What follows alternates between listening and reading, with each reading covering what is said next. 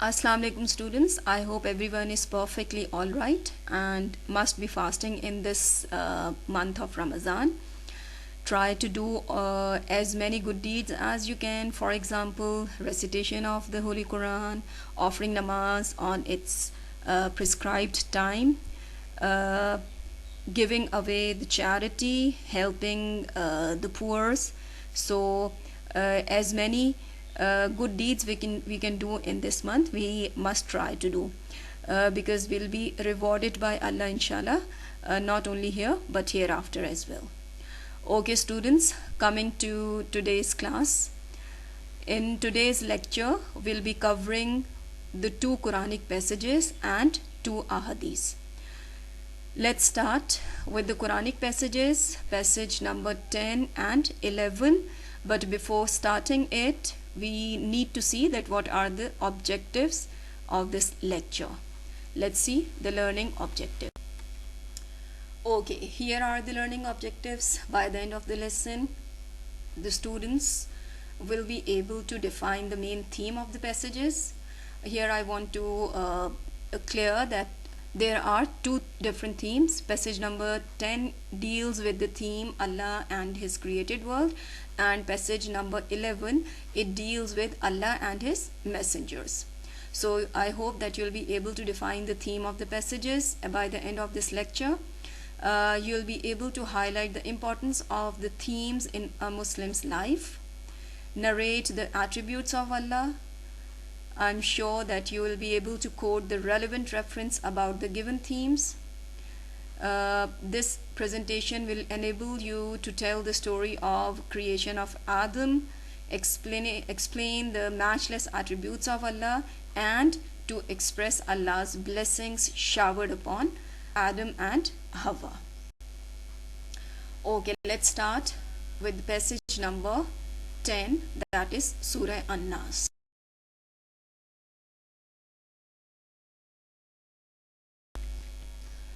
Well, for teaching resources, the Holy Quran, textbook, reference books, marking scheme, resource books for O-level and past papers will be used. Okay, passage 10, Surah An-Nas. It is known as concluding surah of the Holy Quran as well. The main theme of this passage is God's relation with His created world. It has multiple themes as it reminds men that Allah is the only and ultimate King, Master and Lord. Surah An-Nas, it tells that Shaitan is the enemy of man. Satan is an open enemy of men, and men have to understand that Satan it attacks him in many ways, both open and secret. Then we come to know in the theme of this passage that evil thoughts, they are repeatedly whispered into one's heart. These whispers can be in the form of invisible beings or humans. In both cases, only Allah is the one who can protect human from all attacks, as He is the supreme power. Allah's threefold relation with man and are mentioned in this surah. Therefore, the man, he must seek the shelter of Allah against all evils that are crafted by Satan and his host of assistants, who may be humans or jinn. As Allah said in Quran, for Satan is an avowed enemy to man. So the theme is very clear, that after knowing that Allah is the ultimate King, Master and Lord, then the other aspect of this surah is that we should always seek refuge from Allah, and we should ask Allah to protect us through these surahs. Okay, after main theme, let's see that what is the importance of this surah. Okay, the importance of this surah is that this passage together with Surah 113 means Surah Falak teaches Muslims to seek God's refuge against all evils as Satan is always there to misguide them. And as Satan will continue trying to misguide them, Muslims therefore need to strengthen their relation with God to ward off all evil forces. Islam, it prescribes various methods for this. For example, establishing regular prayer is the best way in this regard. As it is mentioned in Quran, and establish regular prayer in order to remember me. Recitation of the Quran also shuns evil by bringing the reader closer to Allah. When it at another place it is mentioned in Quran, when you recite the Quran, seek God's protection against the evil ones. So Muslims, they should regularly recite the last two surahs in line with the sunnah of the Holy Prophet. It is regularly recited along with Surah Falak as well as other surahs to cast away evil spells. This surah serves as a constant reminder of the power of Allah to protect Muslims from evil force. Then another benefit or importance of this surah is that Muslims, they strengthen their faith in Allah and His power. It teaches Muslims to beware of those suspicious whispers that rise in their hearts. Muslims, they should be ready to identify evil forces led by Satan and his assistants who accomplish their ugly task in various ways. The Holy Prophet used to recite Surah 113 and 114 to guard against evil after his Meccan enemies had cast magic spell on him. So this is the importance of reading or reciting Surah An-Nas along with Surah Falak every day. Being Muslims, we should recite both the surahs along with Ayatul Kursi in the morning and in the evening for the protection, and for any kind of evil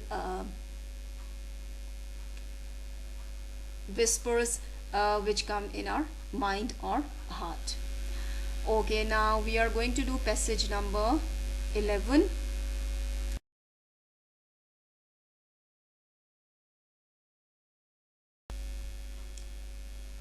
Okay, passage 11. This passage is from Surah Al-Baqarah, which is a Madni surah. It narrates the story of Hazrat Adam and in Hazrat Hawa. Allah, He created Adam and preferred him over the angels by giving him knowledge. As it is the creation of men, the story of creation of men, so it is told in the beginning that Allah, He created the first man Adam and asked the angels to prostrate him. Or Allah, when He ordered the angels to prostrate to Adam, they all bowed except Iblis. And why didn't he obey Allah's commandment? Because he was arrogant. So he, in his arrogance, refused to obey the command of Allah. And due to this, he was expelled from the heaven. Allah, He created a mate for Adam, and both were allowed to live in heaven, but they were forbidden to eat the fruit of a particular tree. As Iblis, he was already expelled from the heaven, so he did not want Adam and his wife to live in the heaven, so he misguided them. As both of them, they were forbidden to eat the fruit from a particular tree, but Iblis, he misguided them and made them to eat the fruit from that tree. So Iblis, he made Adam disobey Allah, and he too was expelled. The enmity between Adam and Iblis will continue on this earth, and eventually all will go back to Allah. As we all know that Iblis, he promised Allah that I'll mislead or misguide the people till the day of judgment.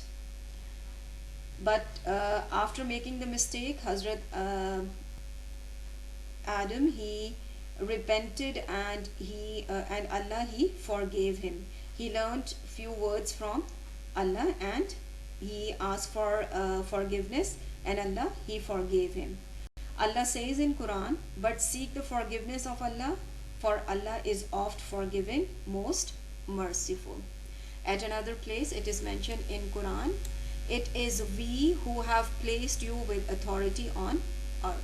So both of them, Adam and Eve or Hawa, they were pardoned by Allah, and they were awarded uh, a new phase of worldly living as they were sent on this earth. Okay, let's see the importance of this theme in Muslims' life. This passage, it contains important lessons for Muslims. They are told the reason for making human beings superior over all other creatures. Allah appointed man by way of Adam as his vicegerent on earth because of the knowledge and free will. The Quran, it warns about this by saying, for Satan is an avowed enemy to man. The passage further tells about Allah's mercy and forgiveness as he accepted repentance by Adam. The Quran reminds Muslims repeatedly of this attribute of Allah. As it is mentioned at another place in Quran, if anyone does evil or wrongs his own soul, but afterwards seek God's forgiveness, he will find God oft forgiving and most merciful. Allah is the creator of mankind, the earth, the heaven, and everything therein. He created Adam and made him his vicegerent on the earth. Allah is omniscient and all-knowing. He knows the past, the present, and the future, the hidden and the manifest. We only know what Allah wants us to know. He teaches and deprives whom He wills from His knowledge. The same theme is repeated in the verses of Throne, as it is mentioned, nor shall they compass any of His knowledge except as He wills. So whatever Allah wants to teach the men, He teaches. Allah, He taught Adam the name of everything rather than the angels. So we can say that Allah is the teacher. He taught Adam the name of everything. This was oral knowledge, and Surah Alaq narrates the written knowledge given to Muhammad in the form of a book. Then at the end we can say that Allah is merciful and forgiving. When Hazrat Adam, he repented, He forgave him and taught him the prayers to ask Allah for forgiveness. So it is Allah's mercy upon us that Allah, He Himself taught us how to repent and what should we recite for the pleasure of Allah or for forgiveness. Allah says in Quran, they said, our Lord, we have wronged our own souls. If you forgive us not and bestow not upon us your mercy, we shall certainly be lost. So this is a lesson for mankind to repent for their sins and seek His forgiveness, as Allah is oft forgiving and He is always ready to forgive His creation. So in the first lesson we have covered two surahs, Surah An-Nas and Surah Baqarah. Okay, at the end of this lesson, let's recap quickly what we have learned in these two surahs. We learned that Surah An-Nas along with Surah Al-Falaq are known as Al-Mu'awwazatayn. Both were revealed together when the magic was cast on the Prophet, peace be upon him. Allah, He told about His attributes in the beginning and then told the Prophet that always seek refuge from Allah. Surah An-Nas along with Surah Al-Falaq are recited by Muslims for their protection and the protection from the evil whispers as well. Passage 11, we learned in passage 11 about the creation of the first man, Adam, the higher status which was given to him due to the knowledge. Iblis, who did not obey Allah's commandment and refused to prostrate before Adam, so he was expelled from heaven. He misguided Adam and made him eat the fruit from a particular tree which was not allowed to go near, but Iblis, he misguided and he made both of them, Hazrat Hawa and Adam, to eat. The reason that Adam, he was expelled from heaven, that was his pride, feeling of pride, arrogance. So we can say that arrogance is totally rejected in Islam. After committing the mistake, Hazrat Adam, he learned few words of forgiveness from Allah, and Allah forgave him as he is oft forgiving. So today the Muslims, they can also have this belief that Allah is always there to forgive us. Whenever we make any mistake, we should quickly return to Allah and ask for forgiveness, as He has told in Quran that Allah is always there to forgive us. Allah is oft forgiving. Okay, it was our lesson 1. Let's move on to lesson 2, that is about ahadith.